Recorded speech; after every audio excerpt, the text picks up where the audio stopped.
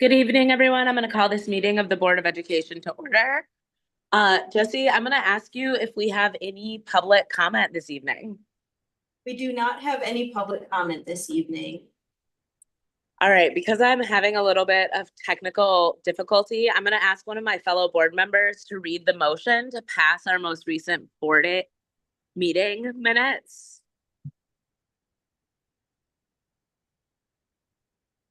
I can read it for you, Ali. Thank you very much, Board President Nichols. So funny. Am I? All right, I move to approve the minutes from the instruction work group meeting dated June 2nd, 2025. Second, Meyer. Second. Thank you, Board Vice President Pearson. All those in favor? Aye. Did you see this all? That motion passes unanimously. I'm so sorry, Claire, your advisory vote. Aye. Thank you so much. All right. We have a pretty robust conversation this evening, so I want to jump right into it. I'm going to turn it over to Dr. Joe Gothard to talk to us a little bit about kind of the scope and sequence of our approach to this work group over the course of the next calendar year, or over the course of the next school year, and then also to touch a little bit on what we'll be doing tonight in terms of our objectives and goal setting. Thank you. Chair Muldrow, just a point of order here. We do have Kyle here from RTI. That was listed first on the agenda to go through the performance objectives. Is that okay that we begin there? Thank you so much. That makes perfect sense. Okay, thank you. I just wanted to clarify. I know it's probably hard to see on your screen, so I want to make sure that we're all starting on the same place tonight. Assistant Superintendent Cindy Green is here, but before I turn it over to her and to Kyle from RTI, just want to thank all of you for your ongoing engagement as we prepare to finalize our strategic plan, not just for the school year, but for the future. It's really exciting to be in a place where, we're about to have the document that's going to guide our work, guide how we communicate, guide what to expect from one another as we do this work, and most importantly, guide what we want our students to achieve in terms of their learning, in terms of their futures, how we're going to support our staff, and how we're going to communicate that vision to our community as well. When I say community, I mean parents, families, caretakers, community partners. It is not lost on me one bit how many people are both interested and committed to the success of the Madison Metropolitan School District. So I'm really appreciative of the time that you've taken. I think board members, if I could offer a compliment to you, I don't think you rushed into this at all. You wanted to make sure that you understood what you were being asked to approve or recommend. And I think the deliberate communication that you've had with Kyle and with our team to make sure that you're in a place where you can be comfortable and confident is really important. So thank you. So with that, I'll turn it over to Assistant Superintendent Green to set the tone for tonight and get us into the conversation. Cindy. Thank you so much, Dr. Gothard. Good evening, everyone. Good evening, Board of Education. I'm really looking forward for us to have this conversation with you tonight. I want to first recognize that this is the first instruction work group of the new school year. I feel like we were just having this conversation and here we are launching the 25-26 school year. Really looking forward to this school year. I also wanted to name that myself and Dr. Stanford will be co-leading instruction work group this upcoming year. So while I'll be facilitating tonight, as we jump into September and the rest of the year, you'll definitely see Dr. Stanford and I toggling back and forth and her doing more leading and me stepping back. So I'm really looking forward to her and I co-leading for the year. As Dr. Gothard said, the Board of Education has spent quite a bit of time working on considerations for performance objectives, those objectives that we believe are most essential for us to measure the health and wellness of our school district and student outcomes. A reminder that the board approved the vision, the mission, and the guiding commitments in June. And the last step is the conversation that we're going to have tonight in moving towards consensus on where we want to ensure that we are monitoring and measuring the performance objectives for student outcomes. Kyle, as Dr. Gothard said, from RTI is here with us tonight. He's going to share all of the feedback and input he's collected from the Board of Education. And the most important thing I can make sure you are thinking about is what are the 3 or 4 performance objectives that the board has consensus on that they will leave with tonight that we will then bring back at the monthly board meeting at the end of this month for you to approve. And that will really help us as an administration and as a team to begin to build out all of the meat of the plan with the KPIs, the focus areas, and the strategies. So I'm really looking forward to the dialogue tonight and where the board is interested in setting those performance objectives. So with that, I see Kyle is here. I am going to turn it over to Kyle. And Jesse, would you mind pulling up the slideshow for us? Oh, that's such an antiquated term, slideshow. Would you mind pulling up the deck for us, Jesse, please? Thank you so much. And you all know Kyle, but I'm going to turn it over to Kyle. But Kyle, maybe introduce yourself to the community that may be listening in that is not familiar with you. Thank you so much, Dr. Green. Good evening, board, Dr. Gothard, staff, and community. Excited to be here with you again. My name is Kyle Canyard. I'm an education consultant with RTI International, and we've been fortunate enough to be partnered with MMSD over the last 7 or 8 months or so to be working on the development of this strategic plan.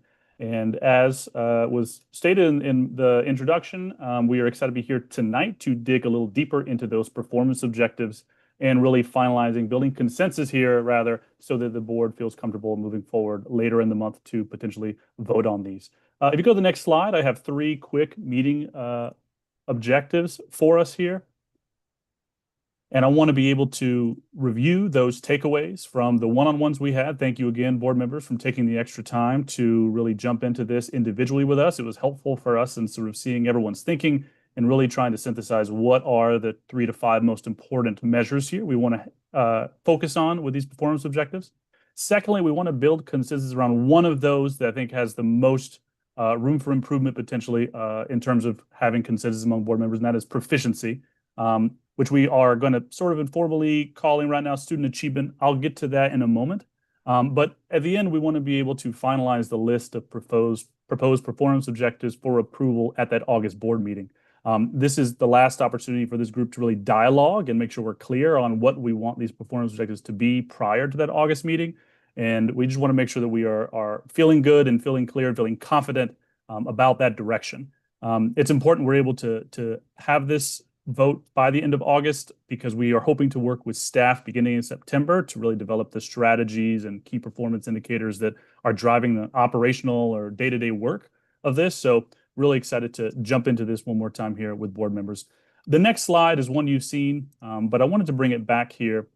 We presented to you 6 different performance measure options that were informed by our community engagement. And in our view, these 6 really collectively created the preconditions for meeting the vision that you guys approved back in June.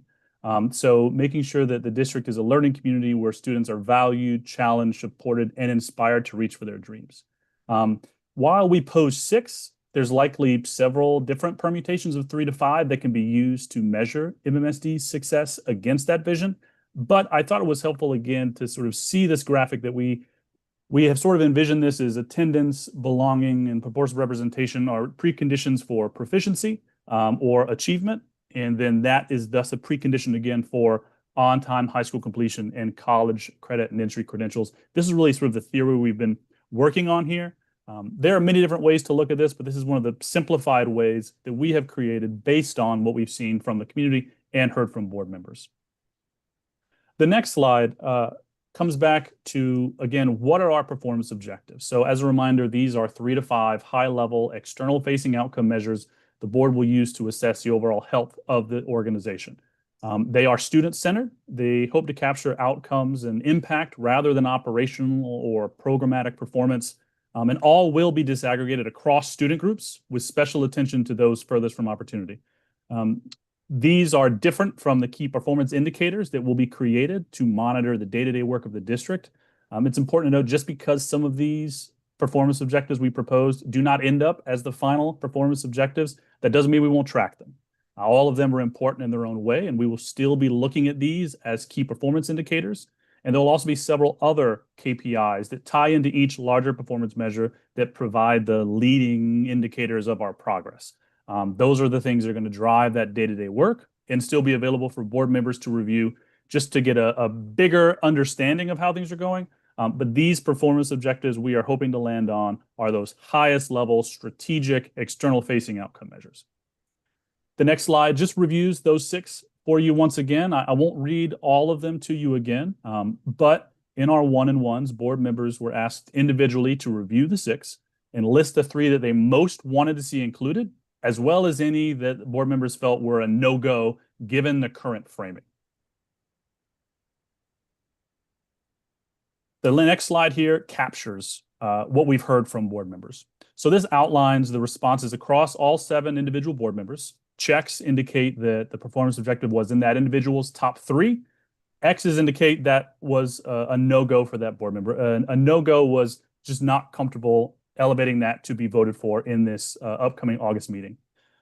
You may notice some members did not elevate 3 as must-haves, and there are only 2 checks in their rows. There are 2 asterisks you'll also notice within the proficiency column. Board member Muldrow indicated that it would be within her top 3 with a revision, which we'll talk about shortly. And similarly, board member Pearson indicated that as written, it was a no-go for her, but with revisions may no longer be a no-go. So when we were thinking about what is that threshold for consensus, we looked for performance objectives where a majority of board members included it in their top 3. So we were trying to see, were there any of these that had at least 4 board members have a check with it. The next slide, you'll see what are those 3 that we saw. It was belonging, so measuring students' perception of their feeling of belonging vis-a-vis their annual climate survey. Proficiency with an asterisk. We're going to come to that question tonight. That's really where our focus is going to be.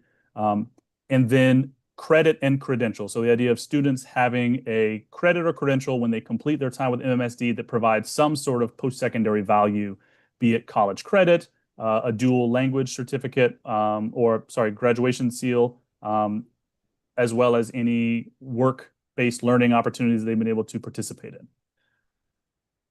So the next few slides, we're jumping into this idea of student achievement. And I'm sort of shifting to calling it student achievement because proficiency itself is not inclusive of what we're hearing from board members. So the original performance objective was that MMSD will increase overall student literacy and math proficiency as measured by required state assessments.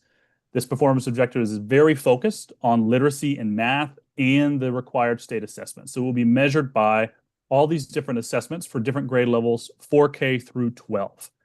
It was pretty heavily focused on literacy and math, and because it is captured with just the state assessment, some board members felt like this was not inclusive enough of all the different ways we could measure student achievement. And so we are proposing as an alternative tonight, MMSD will increase overall student academic achievement as measured by required state assessments and GPA. The word proficiency is not in this because proficiency can't really be measured by GPA. They're sort of separate measures.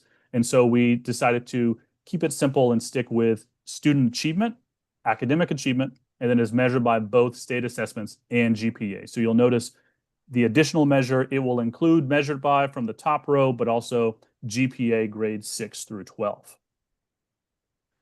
The next slide, I wanted to have a couple of slides that sort of showed you some of the rationale for inclusion and omission. I thought this would really help elevate some of the discussion around the rationale. So for inclusion, for proficiency, it provides a clear, standardized data point on student performance on Wisconsin academic standards.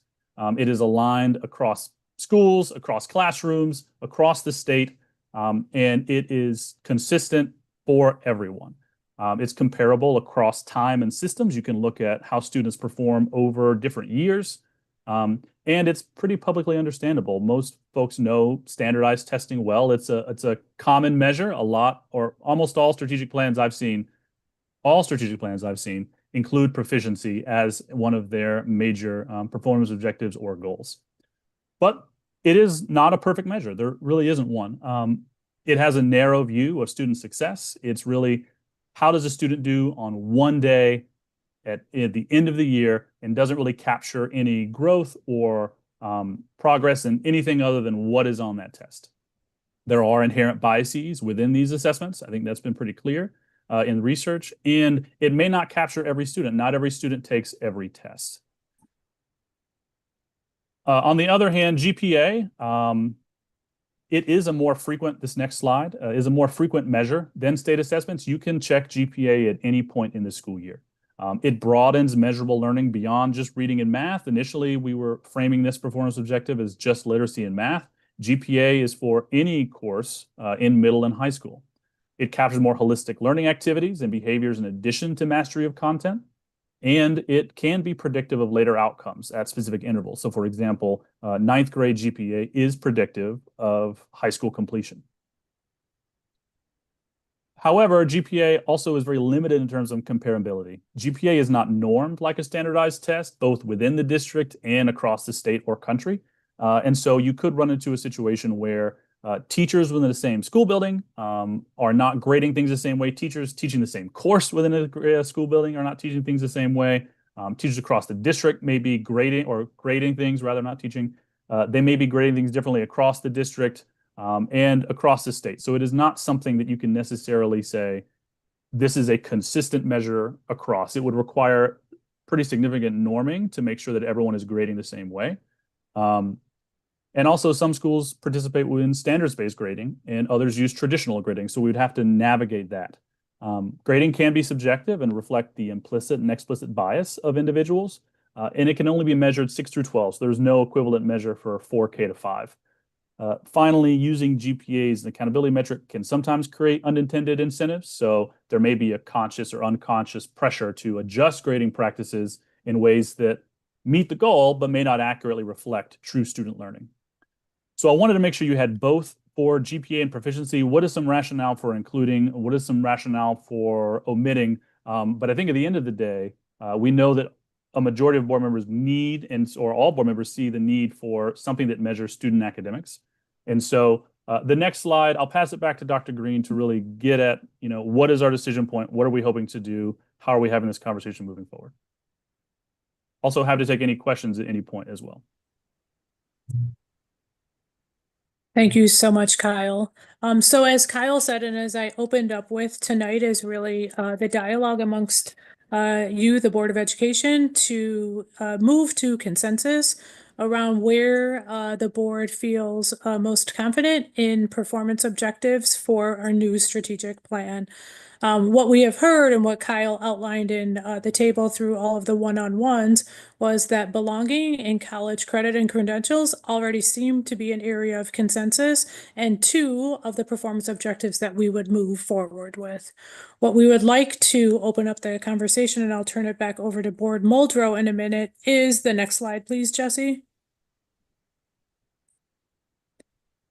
Is in the area of proficiency or academic achievement, which of the performance objectives that Kyle walked through best align with the newly adopted vision, mission, and guiding commitments, and which of these 2 that we have outlined below is the board interested in moving forward with?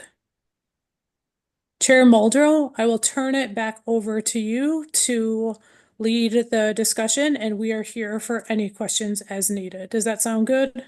That sounds great. Thank you so much for your Oh, there you presentation. go. Board Member Vandermeulen, I saw your hand come up. I do want to say before we dive into this conversation, this is a singular aspect of the work that we're doing, and this is the synthesization of all of our voices. So really getting to the heart of how folks want to vote and collaborate to do this work is what we're trying to promote within the conversation this evening. Board Member Vandermeulen, you are the first person to kind of get to respond to the presentation. How are you feeling? What do you need to be able to vote at the end of this month? Board Member Vandermeulen, you're on mute. Oops, sorry about that. Someday I No learn worries. how to fix that. Today is not that day. Very simply, there are some concerns I have on, I was talking with board member Shravo, and I do, as much as I want GPA and I want test score, yes, I want both of them in there. I also know that at least internally, if not externally, we need a measure for those who don't rely on GPA or test scores in special education that shows progress. I do want that in there somewhere. That was the major thing I would change. The other thing that I worry about is that when we change from proficiency, the word proficiency, it shows that it's more of an action, that we're actually doing something to help our students get there versus what they're achieving, and it's more static, but that might be just semantics. So that's my view. And that's all I have. Board Member Vandermeulen, I just want to make sure, are you asking for anything specific from our administration in order to vote on this at the end of the month? I plan on voting on this at the end of the month. If they could try and fit in a metric that at least internally, if not externally, that allows individuals with disabilities to be included, even if they don't use the GPA and have an alternative grading system, would be helpful. Okay, I greatly appreciate you speaking to that. I'm wondering if the administration wants to respond to that at all. And then I saw Board Member Mosner Falcom and then Board Vice President Pearson. And then I asked to see Board Member Saravo.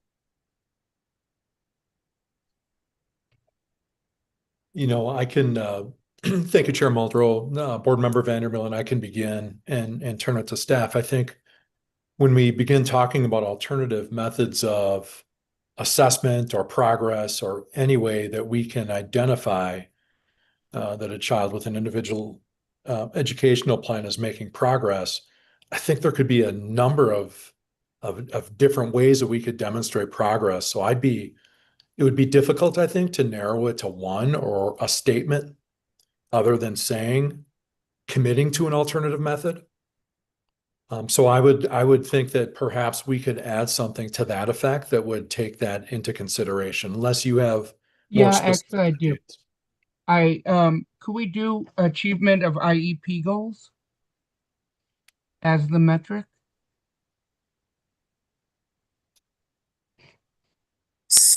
Like IEP Dr. goal Guthrie, progress, not process, progress. is it okay if I jump? I just want to chime in and say that Board Member Vandermeulen, although I think your intention is really comes from a really good place, I have some real concern about that not really aligning with a child's privacy or HIPAA or a series of other things in terms of their IEP goals being publicly discussed as a measurement of, yeah, I think that's really complicated. I And- just would think that publicly, if the majority are meeting or not meeting, not specifically. So can I chime in? Is it okay, Board Chair Yes. Mulder, if I chime in here? We already measure through our special education plan, we measure progress on students meeting their goals in the IEP. And I could see that continuing to be inserted as one of our KPIs in the way that we are continuing to measure progress. But that is already within our 3-year special education plan that we have been providing updates to the Board of Education. So we do measure progress on IEP goals. Oh, you're on mute. May I Barbara. respond quickly, Chair? Absolutely. The reason why we don't need to have the specificity detail, but it shows that, to me, it goes also with the belonging. It shows that individuals with disabilities, that we're taking it into account. It shows our community that it does matter and that we're committed to following the IEPs, not just on our 3-year plan, but in general. No, I greatly appreciate the clarity both you and Cindy provided on that. I'm sorry for my confusion. I was not necessarily understanding what you were asking for. Board Member Mosner Falcom.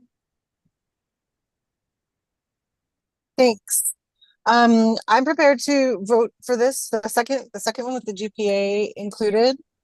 I think that it's kind of exciting. I know it's a little untraditional, but I think it's neat to say like that we're focused on what's happening classroom to classroom.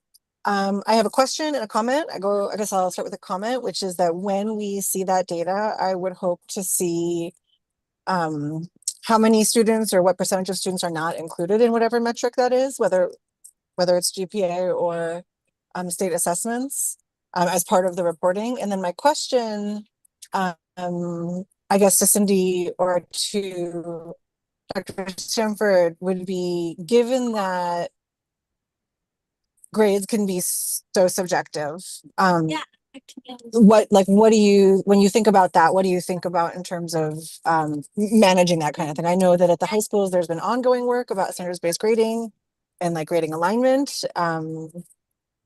I'm just curious sort of like what you think, what we would manage those risks. That said, I am planning to vote for that one with the GPA included. Thank you for the question. I would say I think what you named is one of those that there's differences from classroom to classroom, even within a course, across courses in terms of the way teachers grade. So you have to have that caveat of understanding there's subjectivity in GPAs, the same way we believe that there's subjectivities in other measures as well. I think we in our internal team will need to figure out which courses we want to measure and use as the performance objective. There's lots of courses. Is it the core courses? Is it all courses? I think that's one thing. And then the second thing is there's a big difference in how GPA works at the high school level versus at middle school. Middle school, we have this hybrid approach with standards-based grading, and then it converts to a GPA. So I think we just want to figure out some of the nuances that exist within our systems if we move forward with GPA, and then bring that back to the Board of Education.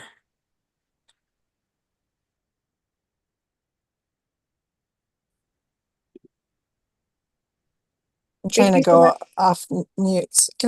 Would you consider ever doing just year by year GPA instead of cumulative GPA? Was there any discussion about that being like a better way of understanding what's happening? Because a bad freshman year can, will impact a student's GPA throughout, but it doesn't actually, but that GPA influenced by that tough freshman year doesn't necessarily give an indication about that student's learning in their junior year, for example. We haven't yet. I think we were wanting to first make sure we wanted to understand the consensus of the Board of Education. And then I think we will determine both what's the best way to measure, what does research tell us, and then come back to the board. But we didn't go into that level of detail, Board Member Mosner-Feltham, in terms of year to year versus others. For most that are not aware, we do formal GPA transcriptions at the semester when we post grades. We do have in-progress GPAs along with in-progress grades at the high school level, but a lot of what we need to figure out are some of those questions you're asking, depending on where the Board of Education lands tonight. So thank you for those. Yeah, and Cindy, I think we can, Got it. Thanks. we can manipulate the data, any way that we want in our system. I think one concern would be that we also don't want to have, our students all of a sudden junior year and they're getting straight A's, but we forget about what happened the freshman year, and they lose that part that has to be made up or caught up somehow as well. So while we want to acknowledge and give support to students who are making progress, we've got to look at the cumulative as well, just so that we can ensure that they're making their graduation requirements and working towards graduation. So I think it can be a both and.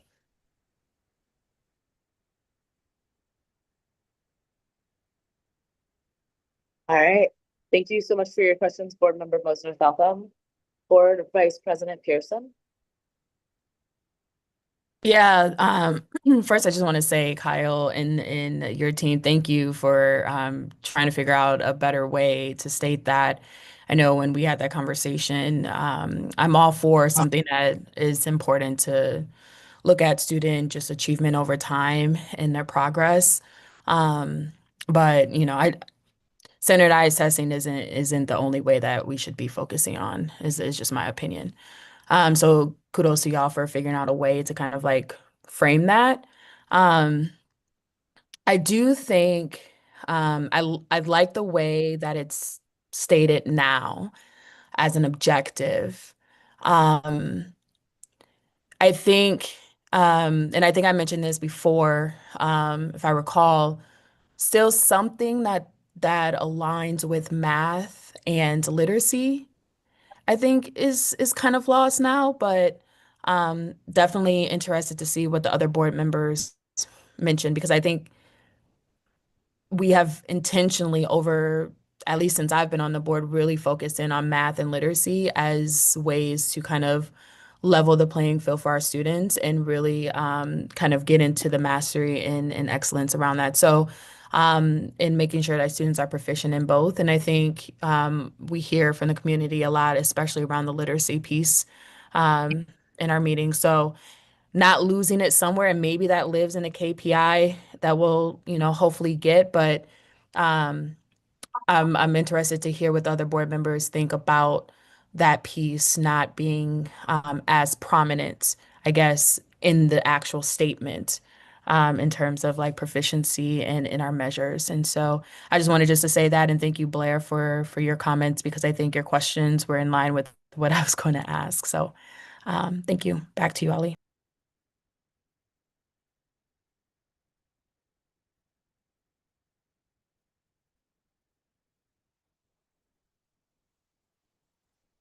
Thank you, Board Vice President Pearson. I'm so sorry. I missed you kind of speaking to what you need to vote, unless you were just kind of affirming like you've got what you need at this point. Yeah, no, I think I don't need anything to vote on this. I feel like I'm proud of us as a board and really diving deep into this, and I'm proud of the work that we've been doing around this.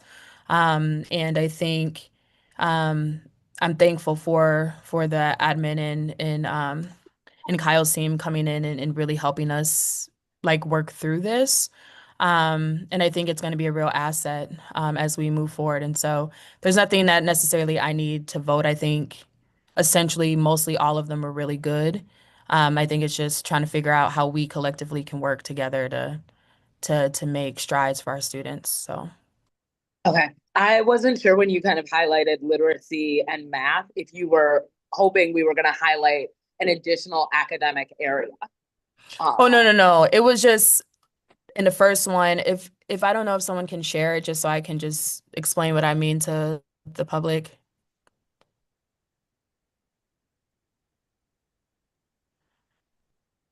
And so the original draft language had, it actually specifically said literacy and math proficiency, where the new revised one does not specifically state literacy and math, but overall achievement. And I'm not asking us to do a whole separate one. I feel like that would need to go through the process again. But I would just wanted to hear what other board members thought of like that piece specifically and how that is actually because it's taken out. Maybe we can make it up in the KPIs later. But I do think there is some value in that being stated within this somewhere. But at the same time, I'm kind of agnostic on it if we do, but I do think there is some value in it. But open to listen to everyone else and see what they think. Thank you so much, Vice President Pearson. Board Member Sharavo.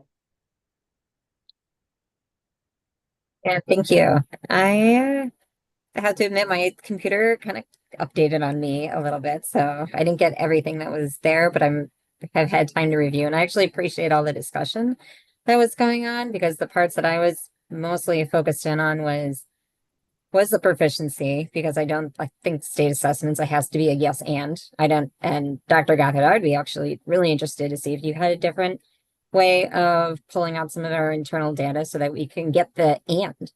What is the and? I don't know how to measure that and how to capture those students, but I know there's a lot of students that are focused on the assessments that they take that are looked at by the state and what they're going to be doing ongoing. But I think there's something missing in there. so that we're capturing the students that don't take them, or maybe just don't take them well either. So, I mean, there's a lot that pull them into their academics, and I don't exactly know what, you know, decide to see more data as a new board member. I've been looking over all this stuff for the first dive in. If we can do something internally to really highlight the widest net that we can to capture all of them, I'd be really interested in seeing that. The other thing I was looking at is, what does on time mean for high school? Because I don't exactly know if on time, I think, is different for everybody, especially since we have different pathways for different students. Trying to think what else. I like the earlier discussion between everybody about trying to figure out how we capture students and what we can do with that. Honestly, I'm not on board of looking directly at IEPs. I think that's kind of going, I get the idea behind it, but I think it's going to, I worry about the privacy behind that, but I also want the expectations I want everyone to have the bar, to raise every student to feel that they have something that's being challenging and giving them access to all their education. Because I'm always thinking about things from like a UDL approach, where we have special education, we have our gen ed students, and we have our advanced learners. And how are we getting all of those groups over the finish line in a place where they feel that they had a great education with us? So those are the things I was focusing on.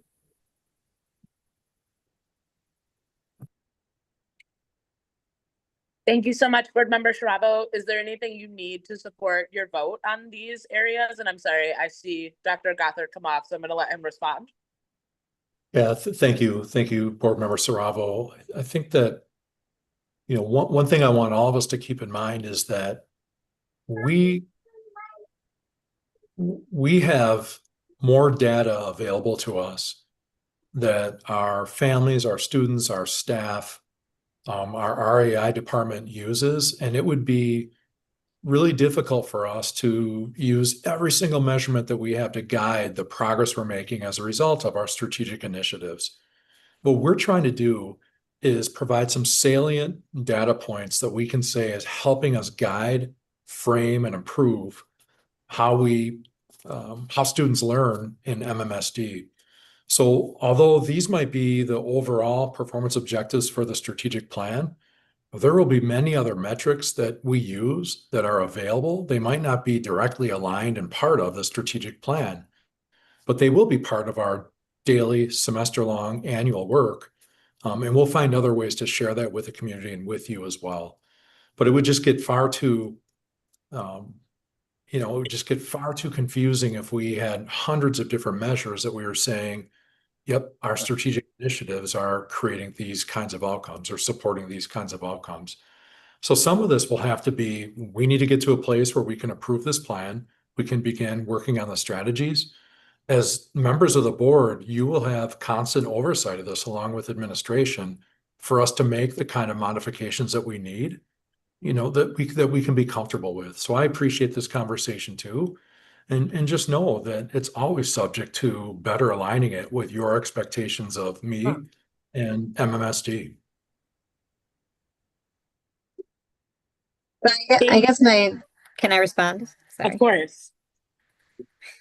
I would say that I wasn't looking for let's get tons of more data points, but what else can we add to the state assessments to capture the ones that are not captured right now?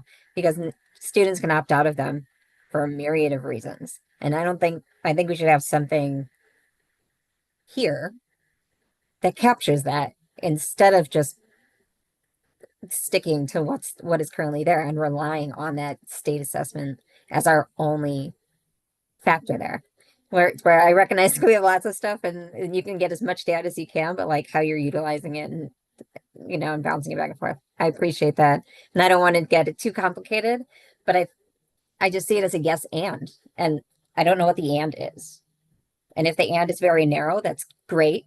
Not making it too complicated. I just don't know what that is. Because I forgot to when uh board member, oh goodness, he said Pearson was talking. I agreed with I'm in an agreement where I don't think we should remove literacy and math specifically. Because I think we need very direct ways of measuring very specific things that we want our students to be proficient at by the time they graduate. So I don't know, but the main one for me is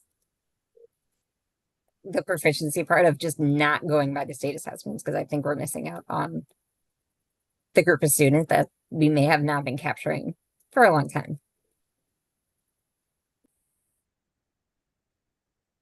Thank you, Board Member Travavo. Board President Nichols, I see your hand up, and then Board Member Vandermeulen, I see your hand up again. Board Member Vandermeulen, before I come to you, I want to add myself to the deck, and I want to give Board Member Castro the opportunity to speak, just so we're hearing from all of us this evening. Great, good idea. Thank you. Can you hear me okay? Okay, awesome. First of all, I just want to start by thanking Kyle, you and your team for, synthesizing and hearing and engaging the board in this really important move that we need to make around the performance objectives.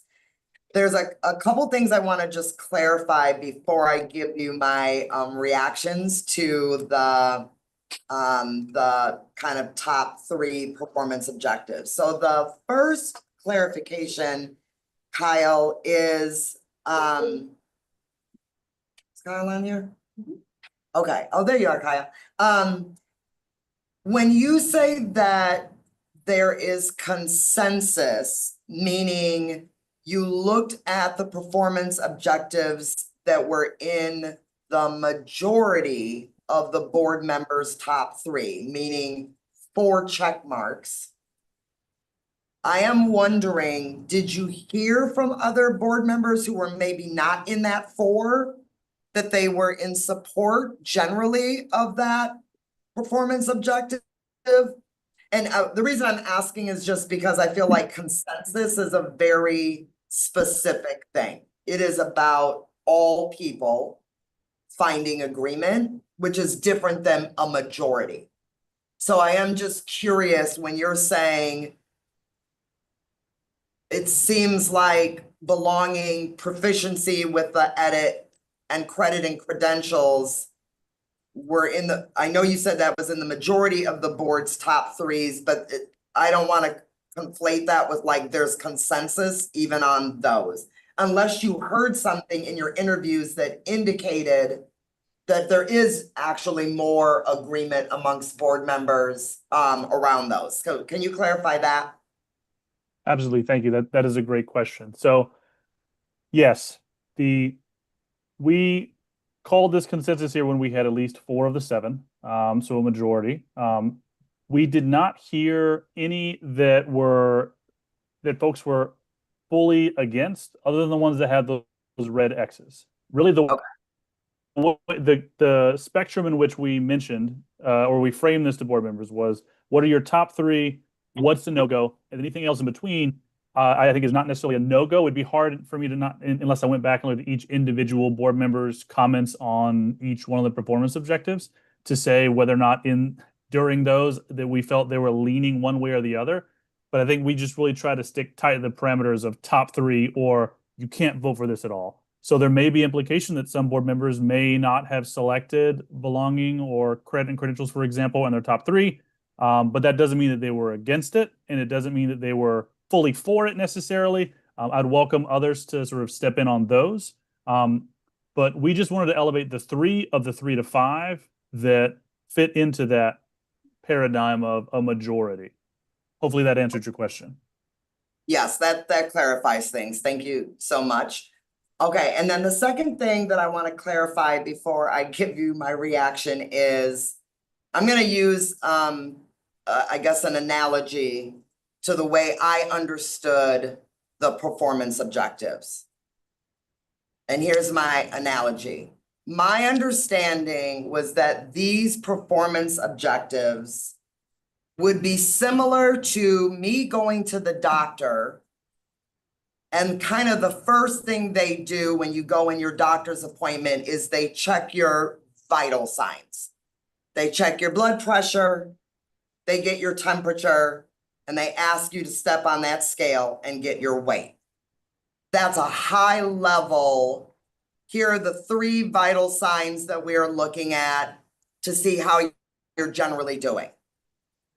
And then, as I'm talking to my doctor, I might describe a host of other concerns that I have, questions that I'm holding, and the doctor then might say, we should run labs. I want to send you a referral to another doctor for that. We should schedule this or that. And that level where you're running the labs or getting a referral to another doctor, the way I understood that is more of like the KPIs, the key performance indicators that come down another level that tell you more about what's happening under your bigger vital signs. I know that's not a perfect analogy, but like, are the performance objectives are kind of high level. They won't tell us everything, but they should be indicators that our young people are learning and thriving in our system.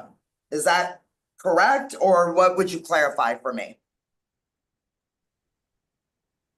I believe that that's exactly how I framed that in these individual board one-on-ones. I think that is how I would perceive this, and it sort of gets back to what Dr. Gothard was saying, is that like these are the 3 major ways that we can see if our strategic initiatives are being successful. We know that these are the high-level measures that tell us, and as we need more data, as he mentioned, there's quite a few other data points that may even not even be in the strategic plan that we can use, but that we will have those additional tests and referrals to really dig down deeper on a more frequent basis to know if we're being successful for our students.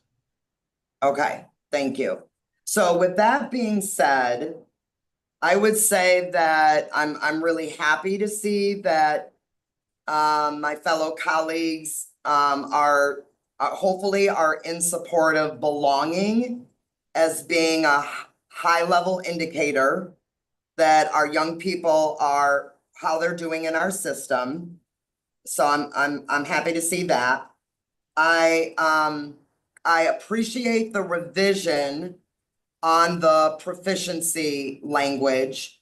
To Vice President Pearson's point, the way I was reading the revised performance objective that says MMSD will increase overall student academic achievement as measured by required state assessments and GPA, that will be measured by the 4K to second grade reading readiness assessment, the 3rd to 5th grade forward exam, the 6th to 8th grade forward exam, the 9 through 12 ACT, and 6th through 12th grade GPA. Am I reading that correctly, Kyle? So in some ways, even though the language of literacy and math isn't in the revision, the way we're measuring student academic achievement, we're still going to get literacy and math through those measures of the assessments. And then also we add in another layer of looking at GPA. Okay, so it's just the language in the actual performance objective. It still keeps us committed to academic achievement. We're adding in another way of looking at student achievement by adding GPA, and then we're still referencing state assessments that we know many of our students take. Not all, but many of them do. So I'm okay with the revised language.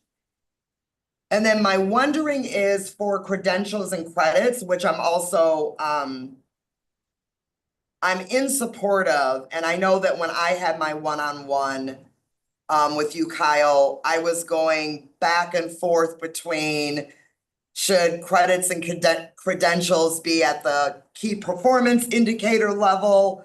Or should they be the high level thing we're communicating to the community about how our young people are doing?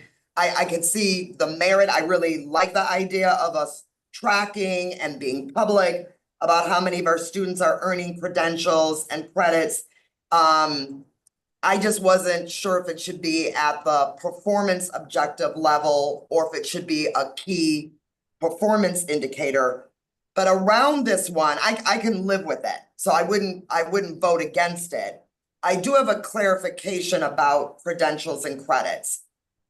So imagine we're a year out from now and Dr. Gothard wants to issue his annual report on the strategic plan. And credentials and credits is one of the big performance objectives. In the annual report, a year from now, would this be percentage of students who have earned high school credentials, percentage of students who are earning credits as expected? And then high school graduation wouldn't necessarily be there. It would maybe be in the narrative. But I'm trying to still understand when the community sees this performance objective around credentials and credits, what would help our community know that our young people are moving through our system and doing well? So I don't know if you all have had an opportunity to think about this one, but would it just be reporting the percent of students earning the percent and number of students earning credentials? And then I don't know what the credit attainment would look like as a high level performance objective. So President Nichols, one piece now, I see Cindy wants to also share. I think this is a part of it, what we want to measure. I think another part of this discussion will be what goals do we have that the board would like to set as well? So Okay. I'll just use easy numbers. Let's say we have 500 students have received a seal of biliteracy. The board could set a goal to say by the end of the 26-27 school year, we'd like to see 750. So a number, or it could be a percentage, or it could be both. I would imagine that we'll go back and forth with how we present that, because oftentimes we show a number and people want percent. We show a percent and people want numbers. So we've got to be able to find a way that this makes sense to the people that we want to hold us accountable, and we want to be able to share our success to our community. I appreciate that, Joe. The credentials piece is easier for me to wrap my head around. It's the credits piece.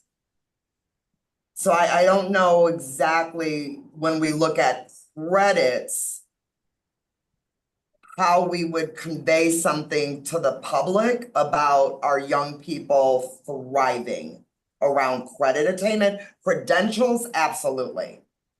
I don't know if any other board members have any thoughts, or Cindy, if you do, but I still like this as a measure. I won't vote against it, but I just wanted to tell you all how I was thinking about these high level performance objectives, and the credit piece for me, I haven't quite wrapped my head around what that looks like at a very high level, but I'm in support of the work that we've done.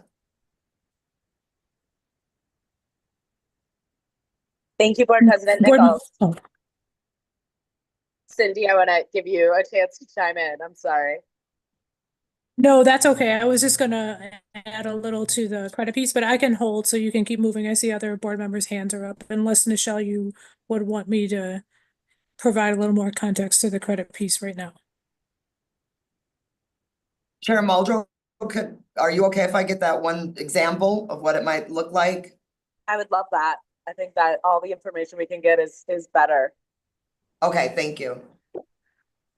I say this with saying that we haven't discussed as a team the way we would want to present the data and, as Dr. Gothard said, the goals. But you might recall the last few years we've been presenting to the Board of Education students earning college credit through a multiple means, whether it's through the Early College STEM Academy, through dual Yeah. credit on their campuses, all of that. So I think we would present it in that way. I think something else that we would want to look at is the types of credit.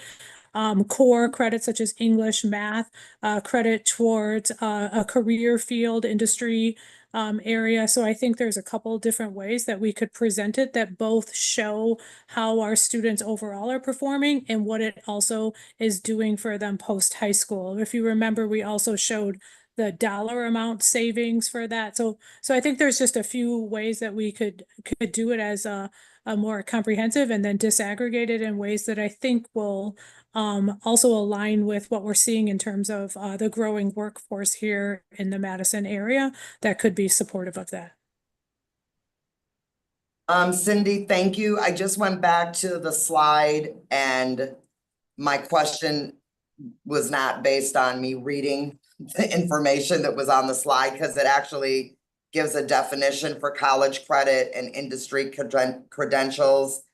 Credentials that provide post-secondary value, college credit, and participation in work-based or experiential learning opportunities. So now that I've gone back and looked at that, I'm on board with that. Thank you very much. Thank you so much, Board President Nichols. I'm going to turn it over to Board Member Castro and then myself on deck, and then we'll circle back to you, Board Member Vandermeulen.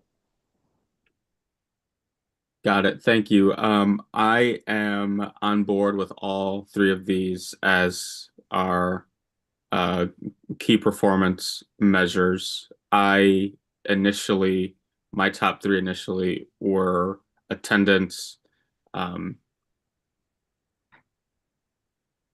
proficiency, and college credit and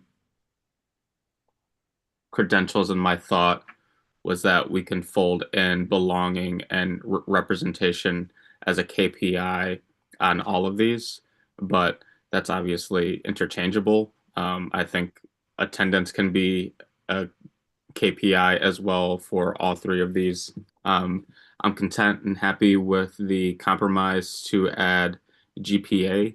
I think broadly, these are very generalist measures by statistical definition, and they are the broadest net that we can cast by and large. But anytime you have these very large measures, of course, there's going to be X amount of caveats to them. And so for maybe some of the more refined experiences we're looking to capture and track throughout the district for students in unique situations, those can be KPIs when we take a more fine tuning to the data, if I'm making sense there. And yeah, just think that we need to be really cautious about going about inventing new assessments for the sake of it, without the core intent of measuring, or I'm sorry, without a core learning intent, if that makes sense. But yeah, this has been a long process, so I'm proud that we ended up here. One last thing, I know I talked with you, Kyle, about this, but really just want to elevate that I'd like to see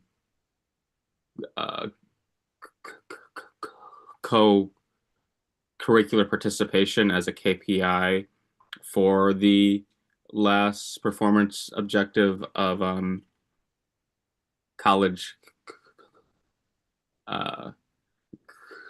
credit and the like, and especially it broken down by type. So whether it be sports or academics or arts, who's participating in what. I think that there's a lot of areas how those things are racialized and have been gendered through history. And so I'd like to see how we're doing in kind of disrupting that phenomenon. Thank you. Thank you so much, Board Member Castro. I added myself to the deck to say I greatly appreciate the work both my fellow board members and Kyle, your team has done to get us to this space to move forward. I think that there's something really beautiful about the fact that belonging was one of the most salient goals. And that how we measure belonging is different than how we measure achievement.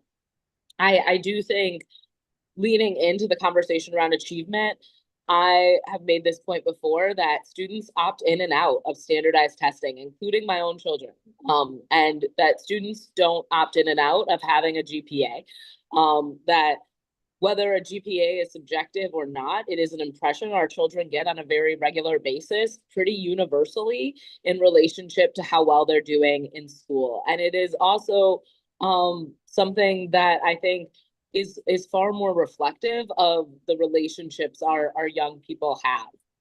I do think when we talk about belonging, we have to talk about representation. We have to talk about representation within your curriculum. We have to talk about representation among our workforce. So how many of our young people of color have a teacher who looks like them? I have really specific concerns around our utilization of standardized testing.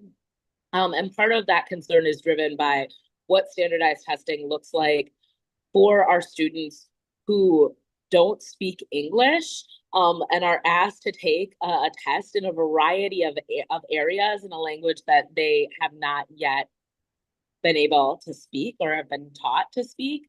And so I think the objectivity of standardized testing is something that we emphasize sometimes to a point in which we are inconsiderate of what it really looks like for a lot of students and how inaccessible those tests really can be and how inaccurate they can be in terms of a student's skill set or ability.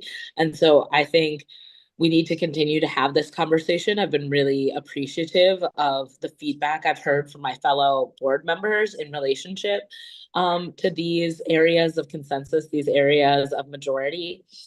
I think there's something really exciting about having the conversation about how many of our students are graduating with college credit, how many of our students are graduating with certificates of biliteracy. And I think that is about the accumulative impact of investments this board has made over the course of the last decade. And I mean this board and many boards that came before us in terms of early learning opportunities and early childhood opportunities that allow for young people to be successful at that level in high school. And so I am really proud of the work that went into getting us to these three.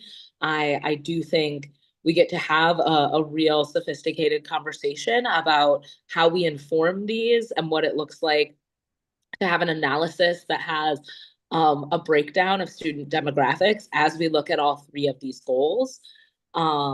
But I think that it'll be very easy for me to vote in favor of this work. And I greatly appreciate your leadership, Dr. Gother, and the team for getting us to this point and allowing for us to have this conversation. Board Member Vandermeulen.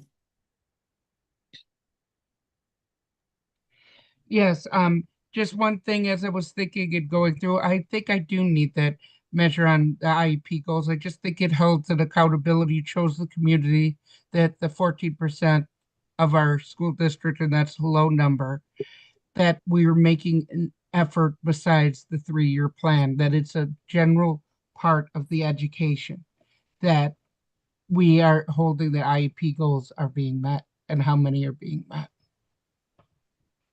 I don't think we need to have the names. We don't need to have the goals itself. We just need that how many are meeting them and how many aren't, because otherwise we can't measure progress. We can't increase the goals. We can't increase the abilities for our students who have special needs, who frankly need even more options sometimes. Thank you, Board Member Vandermeulen. Board Vice President Pearson.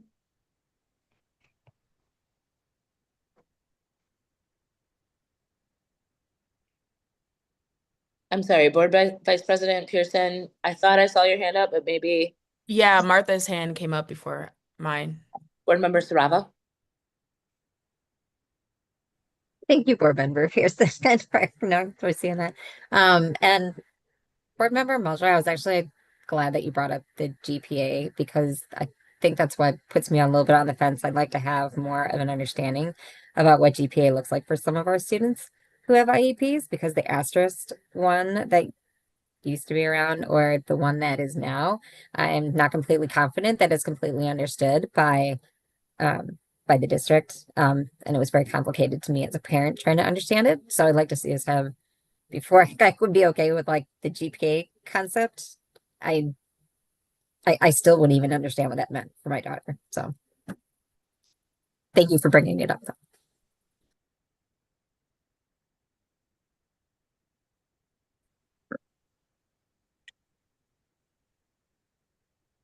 Is there somebody on the administrative team who'd like to respond to Martha's question? I'm not actually sure, Martha. You're orientating me to the idea of like the asterisk GPA. So I'm learning something I did not know, and I greatly appreciate it. But I'm wondering if somebody wants to speak to that directly, just so there's kind of a clearer and more universal understanding among board members of what you're referring to. Martha, Board Member Saravo, I'm sorry, could you repeat your question? Was it about understanding asterisk grading? Yes, or if that was still what we were going by, or if that's changed because it was unclear. So I can give you a short answer tonight, and we can always follow up with more details. We have guidance on that if that would be helpful. Students sometimes receive asterisk grading if they are having modified curriculum. Not necessarily accommodations, but if the curriculum is modified in the course that they are in based on what is in the student's IEP, then there is an asterisk that follows it to indicate that this grade was received based on a modified curriculum. So they may only have a subset of the standards that they may need to meet. It really depends on the individual, but based on the individual's modified curriculum, they would receive an asterisk, which indicates that.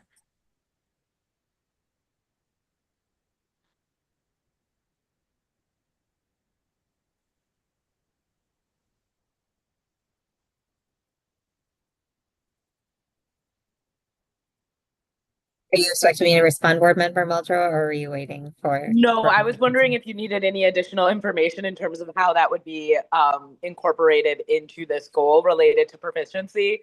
And so if not, then I would move on to Board Vice President Pearson, but I wanted to give you the opportunity to. I would say that I would probably have to have a more direct conversation because I don't think that clarifies. I don't find that any clearer than what I understood last year at the beginning of the school year.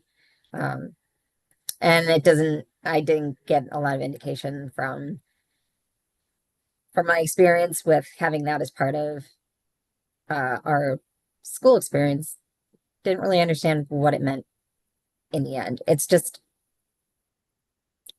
I would like to have more of a conversation about that so I can dive into exactly what it means if there's a clear concept on what it actually means when you have that there. Okay. My understanding of what Cindy just explained is that it would be really specific to the individual student, their goals, and what part of a curriculum needs to be modified for that individual student. But I appreciate you saying like a greater conversation is needed offline in order to fully kind of reconcile your understanding as it relates to that. I'll give you a little further, just like one extra piece of why I'm there. And it's because the modified curriculum sometimes means that the teacher is literally making a very specific thing, and sometimes there's some tools in their tool belt that they can rely on. So sometimes it's coming from a place where they're all using the same modification, and sometimes it's very specific to the student. So it's very unique. And I just appreciate you bringing up the GPA thing because I'm trying to analyze like how would this work and what does it look like for the students that use that. Thank you so much, Board Member Sharavo. Cindy Green, do you want to respond? No, I think we're okay for right now. I can follow up with some more details in writing that might be helpful. And I also heard a potential meeting that board member Sarava would like. So I think we're good for right now. Okay, thank you so much. Board Member Pearson, I see your hand, and then I see Board Member Mosner Southam. Okay, yeah. Blair, do you want to add anything to that comment? I wasn't sure. Sure. I suppose to follow up on board member Saravo's question, does a student's grades with an asterisk, does that produce a GPA or is that excluded from GPA? Nope, they receive a GPA and oftentimes you'll see an asterisk on a transcript as well. They still are included with GPAs. Sure. So given that, I feel like GPA, that's even more reason for me to support the inclusion of GPA in that proficiency measure. Thanks. Okay. Yeah, so I guess I'm trying to, so I just want to understand, Nikki, your point about adding IEP. Mhm. I guess I'm just trying to understand it more. Because even if a student has an IEP, um, they will still get some kind of like GPA slash some kind of I guess overall um yeah, like a GPA or some kind of overall um grading number or something like that. So, and to the point that was just mentioned, just even with GPAs with the asterisk, like there will still be something that is there and there'll still be a measure. And so I guess I'm just trying to understand that whole point that you're making, Nikki. Okay. On the point I'd make is I'd add it to proficiency and just that this is how many students that identify and are meeting their IEP goals because it adds a issue of accountability. As for the asterisk, personally, I've never been a fan. To me, it always seemed that, well, your scores will probably lower the test score, so I'm not going to include it. That's the way I've seen it. I know that's not the way it is. I'm telling you how I interpreted as a kid, and I still have a hard time not interpreting it in that manner because it used to be many, many, many years ago. We've learned, we've gotten better, but that's why it always makes me a little queasy. So I just want the sentence saying this many achieved their goals, so that way we have a way to track what goals actually are being met. Sometimes I've seen IEPs. I used to do expulsion defense in this district, along with manifestation determination. And sometimes I saw IEP goals that they had one goal for 3 years that never changed with nothing else. I saw some that didn't always have some of the same factors. So I think this is a way of holding it accountable while still protecting student privacy. That's my honest opinion. Okay, yeah, thank you for kind of explaining it a little more because I was trying to I understand like appreciate the question. where the yeah, of course, where the connection is.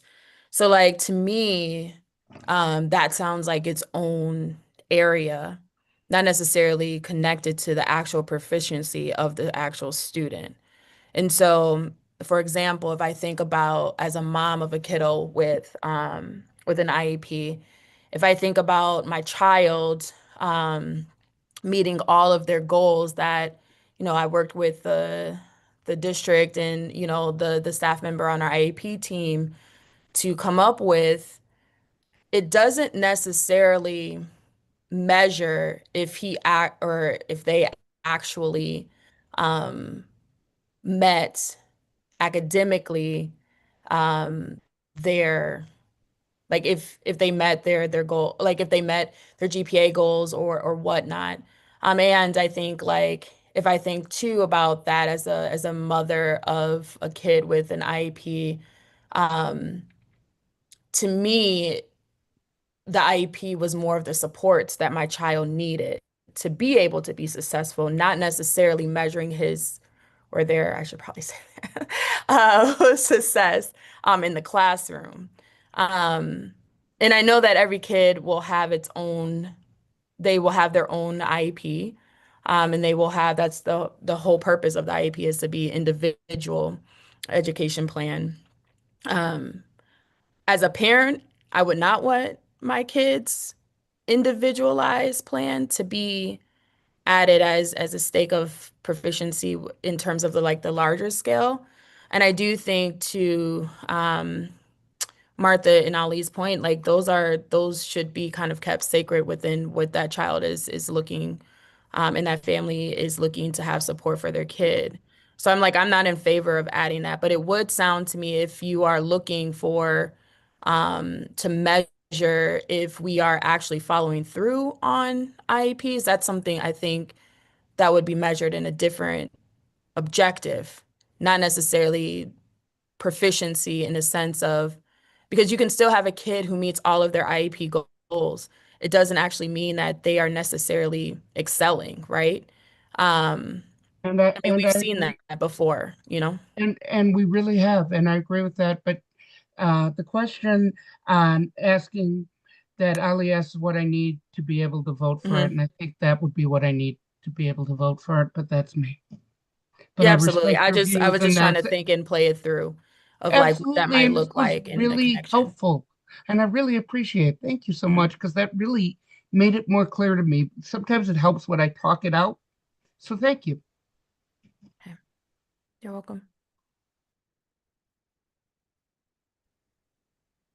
All right, I'm not seeing any other hands from board members. I do see in general, folks seem to be in support of belonging, proficiency, and college credit attained in high school and certifications attained in high school. Um, I hope we get to continue to have a very nuanced conversation about this that's informed by all of our perspectives to the greatest of our ability. We're going to move on now and talk about the scope and sequence related to our work groups. Thank you so much, Kyle, for joining us this evening. Thank you, Chair Muldrow, and thank you all for the input and the conversation. I think that really helps us to know what we will put in writing and bring forward for you all to approve at the end of the month. This conversation that we just had is a perfect segue into the conversation around the scope and sequence for the 25-26 school year as it relates to the instruction work group. We've heard multiple times that there's a desire to keep some of the same topics that we've had in the past and also think a little differently about how we leverage the time with the instruction work group. I would like you all to be thinking about what you just discussed in terms of what is most important as it relates to performance objectives, some of the KPIs that were discussed as we go into looking at this scope so that we can ensure that the scope for the year is aligned with both the vision that's been approved, the guiding commitments, and the most recent conversation as it relates to performance objectives. I also want to mention that there's only so many months in the year where we come and have discussions in the instruction work group. I think there's about 9 months that we come into the instruction work group. So how is it and what is it that the board is really interested in having conversations around this upcoming year? We took an attempt at putting together a very draft scope that I'll walk through in just a minute. That draft scope is just that, it's draft. There's a lot of room for flexibility, changes, and we've also left some spaces open with no topics in the event that we want to move forward in that direction and allow for topics to be added through a developed process as is throughout the year. So Jesse, would you mind sharing your screen with the draft scope? In your resources also in board docs, we provided the last 2 years of the instruction work group scope. So you have the 23-24 school year and you have the 24-25 school year. What you have in front of you is a draft for the 25-26 school year. You'll notice the month of August, which we're in, and tonight. The topics were the major, which is the one that we usually provide a presentation with. We usually have slides and members of the community may be participating with us. And then we usually have what we used to call a minor or a memo that might be more of an update that we walk through. This month, the major was the strategic framework performance objectives that we just discussed. And the minor is what we're talking about right now, trying to get closer to a final scope for instruction work group topics for the year. In draft for September, we are thinking about launching the year. What is it that we want to celebrate, as that first meeting will be right at the beginning of this school year for students. Maybe some of the programming we're doing, some of the exciting things that we've been sharing out that will be continuing this year. And then we'll also have time to look at our 24-25 data and do a year in review that will also be part of our annual report. October topics, we have heard that people want updates specifically around secondary, that to be determined what those details are. And we are potentially launching an RFP for middle school math materials, and we would want to provide the board an update along the way with that process.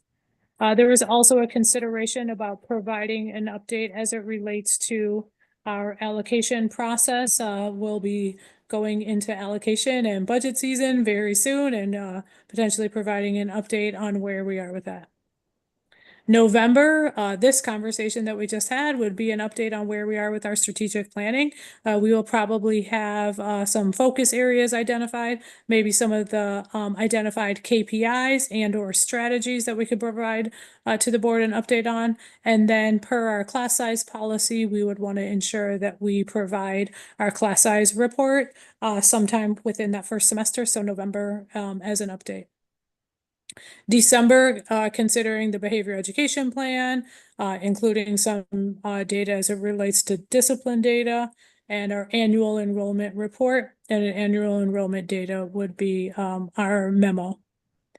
January, student services, staffing and allocation as a consideration, knowing that we want to consider a different approach for psych, social worker, counselor, etc.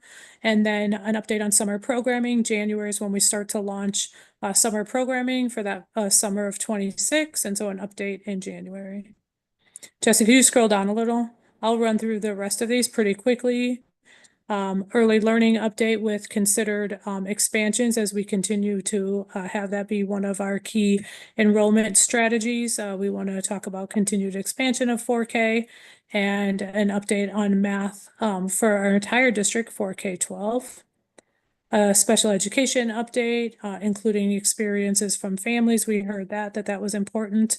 And then our class size report for the second semester per our policy that we owe the Board of Education. As we get into the remaining months in the spring, we've added some topics and we've left things intentionally blank to be able to move the topics around here that make sense and or to add topics as needed.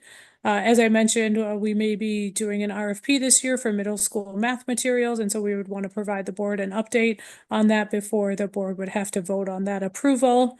We would want to do an update on our partnerships and maybe focusing on our high intensity partnerships and looking at which ones, the progress that they're doing, as well as potential renewals.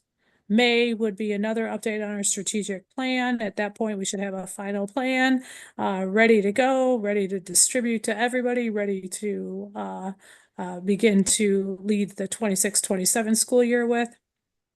And then June, a consideration around, we just hired a new director of family, youth, and community engagement, and consideration to doing an update on family engagement and where we are with that work after his first year in his position.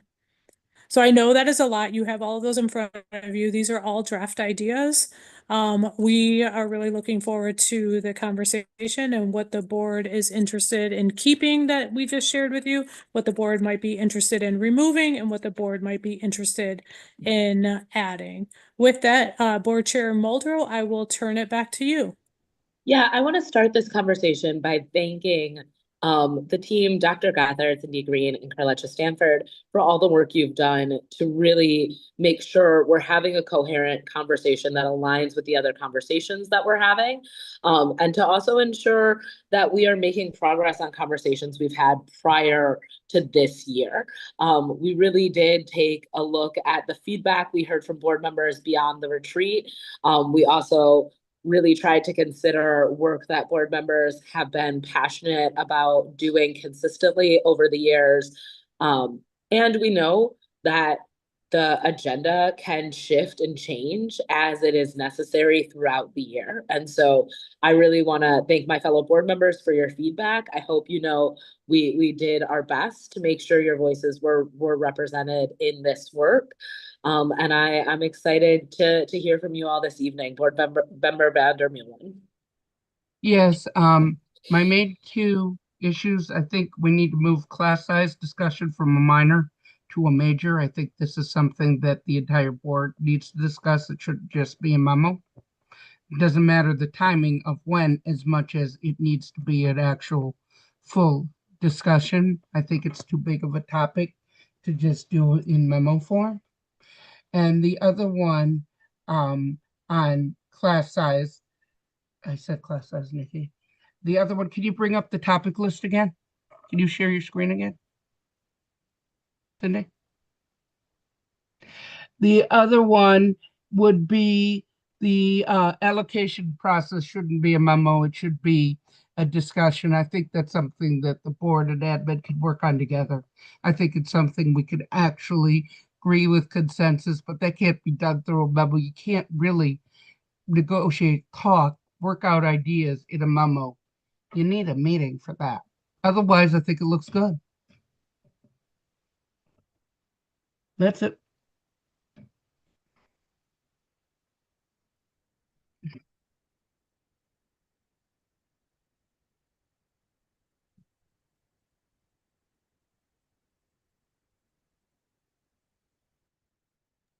I'm good.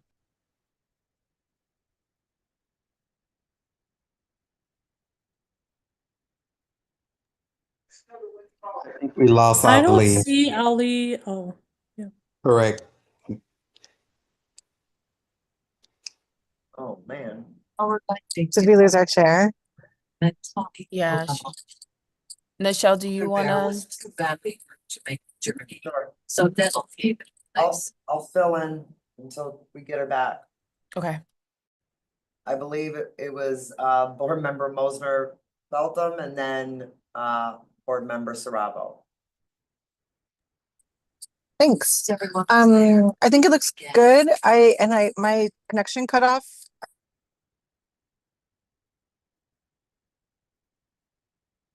We heard you just a Sorry, second ago, Claire. Yep, sorry about that. In the beginning of the year, like launching the year, is that a time during which we would hear some of the like strategy and plan highlights from school SIP plans? I hope so, and if not, that's something I would love to hear about. And then the other thing that's not there that I would love to hear about, maybe in one of those blank minor spots towards the end of the school year, is look at our professional development processes. What are the resources we're putting in? How do we know what's working? What's the range of professional development that we're offering? What are people taking advantage of and finding useful? That's stuff that I would be super interested in from an instructional standpoint, because in theory, that's what it supports excellent instruction. So those are my two little thoughts. Otherwise, it looks really great. And I'm really looking forward, Dr. Stanford, to your leadership on this team. Thanks, Blair. Board member Saravo? This is my first year in. I just have a couple of questions about like what's going to be included. I'm wondering if we hear back from special education and family experiences, do we also get to know if there's been DPI complaints during the year, just so we can understand if things are going in that direction, just for our awareness sake. And I'm wondering how family experiences is being captured. Like, are we starting, is that being through like a survey at one point in time? Is that being done continuously? Because I'm just wondering how that works. Thank you for your questions. So one, we have not in the past, talked about providing updates as it relates to DPI complaints, so I would need to go back to the team and talk through that. In terms of the family experience, I think that's a question mark. We don't know yet. When we met with Board Chair Muldrow, as we were going through and thinking about these topics, the consideration that she wanted us to include was the family experience in special education. So it's something that we will want to figure out this year. What is it that we want to know about the family experience, and how do we want to gather that? It could be through a survey, but we don't know those details yet, as we haven't built out each month's kind of detailed topic in terms of content.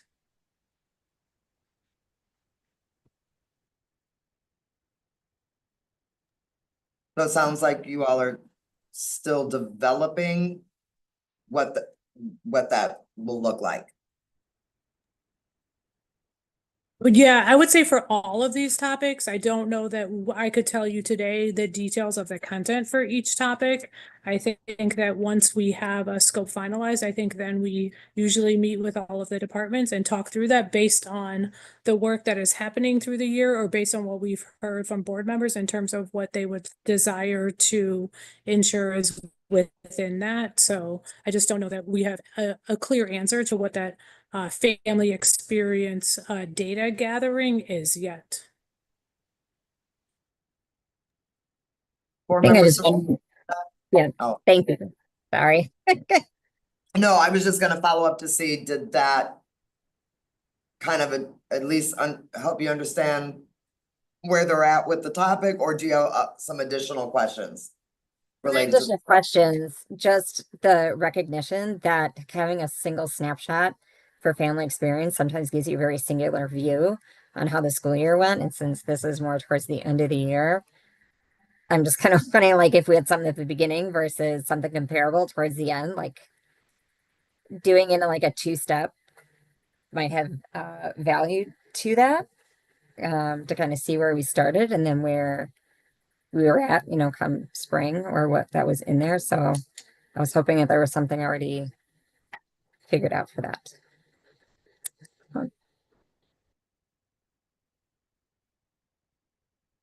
Thank you. I'm not sure if Board Member Castro, your hand went up next, or I think so. And then we'll Yeah. come back to Blair.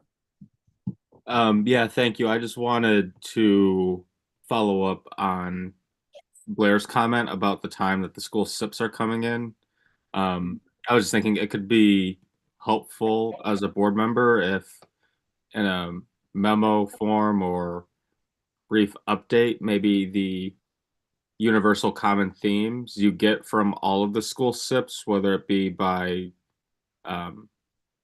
grade band or attendance area. But I think having those common themes could help inform our decisions when it comes to budget and policy. Thank you for that. I am curious, Claire, our student representative, as you look at these topics and you have your student lens on, is there any topics that you feel like should be coming to the board from a student perspective that maybe you don't see reflected in this scope, or how does this scope resonate with you?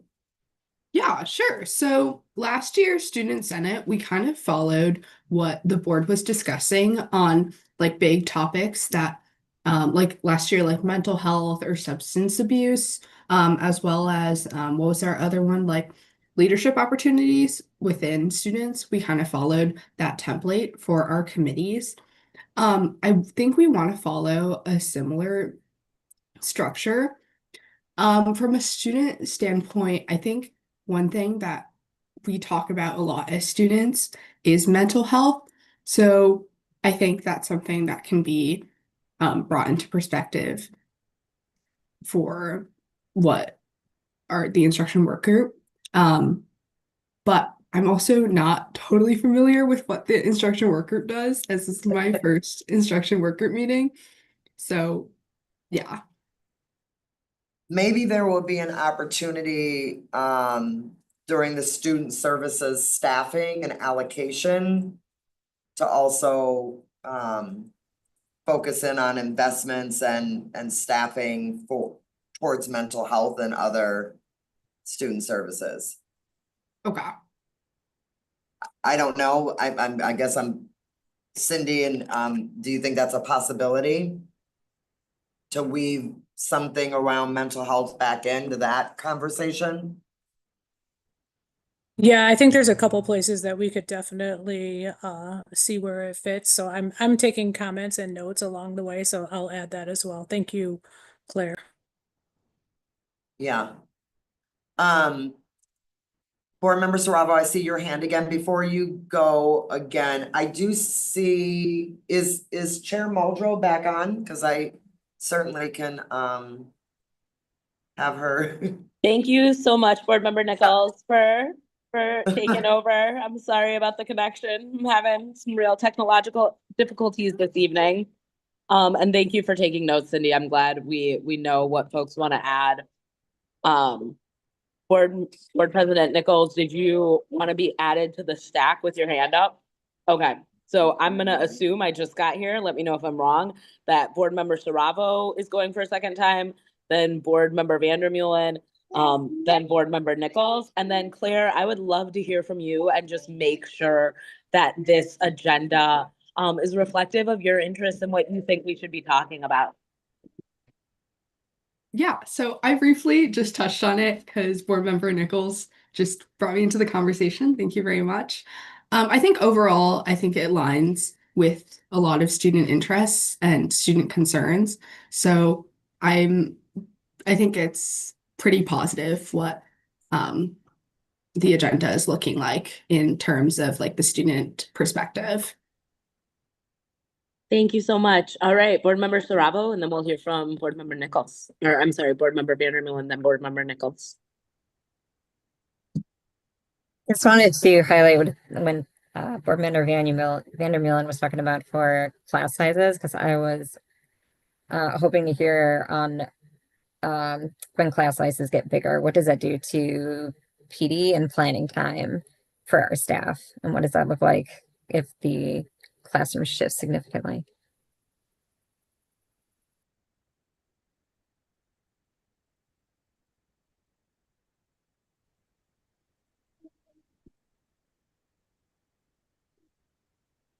Martha, I just want to make sure that I understand your question. So you're asking, in terms of the class size conversation, you're wondering if we are prepared this evening to kind of deep dive when a class size exceeds the number of students it usually has, the strain it puts on professional development and planning time?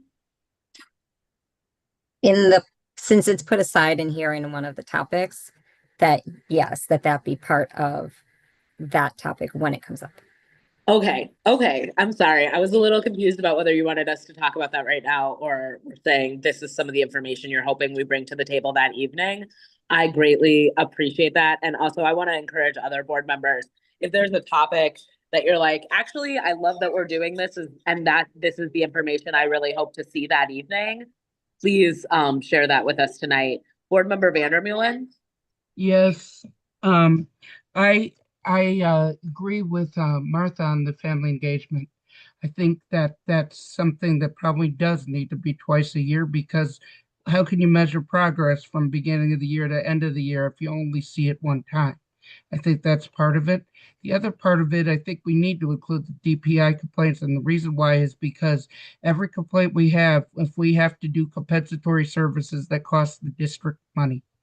And therefore, that's a budgetary constraint and a board issue, because every time that comes out of our funds. And we need to know what's being done and what isn't. So those are my other two. Thank you. Appreciate it. Thank you so much, Board Member Vandermeulen. Board President Nichols?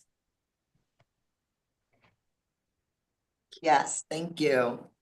Thank you for all the work that, you, Chair Muldrow, and the team have done to lay out a year, to keep us focused on instruction. the one thing I don't see that I am curious about, especially given the conversation we just had around the performance objectives, is I am wondering, are we still collecting any climate data?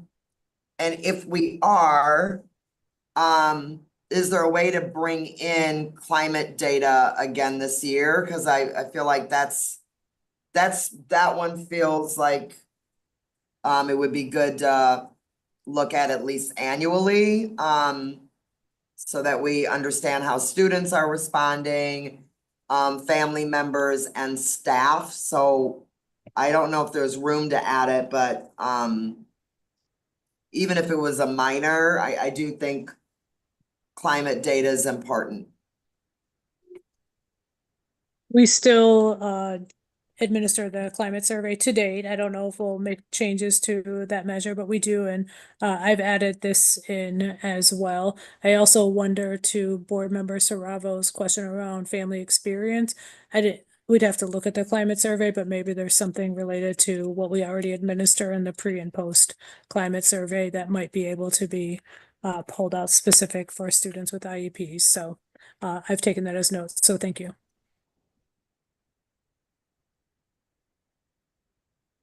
Board President Nichols, did you have anything else you wanted to speak to in terms of shaping our instruction work group moving forward? No, I thought the rest of it, that made sense, and I didn't have anything else in particular.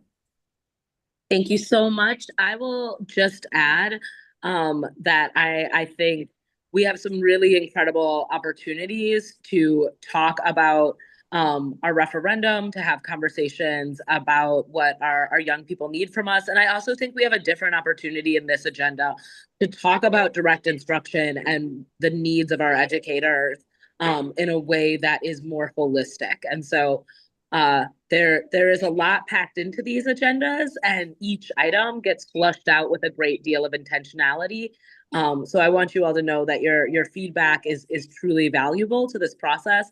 And I hope as we move through the year, people pay attention to what's coming up and let us know if there's really specific information you want shared with you in these instruction work groups. Claire, I see your hand up. Let's hear from you. Yes, I just have one question about the semester class size reports. So I'm wondering if there's any like implementations in place, getting student feedback on how the class size affects their learning and teacher support, as well as just the general. And so if I could get some input on that, that'd be amazing. Thank you. Thank you for that question, Claire. The class size report currently does not. It is really focused on the number of sections, the number of students in each section, and then at the secondary level, we look at it by content area.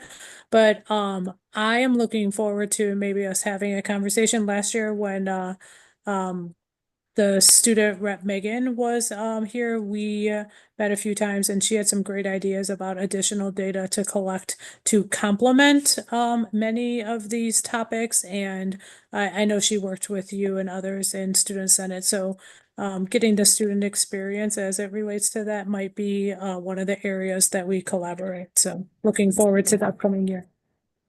Awesome. Thank you.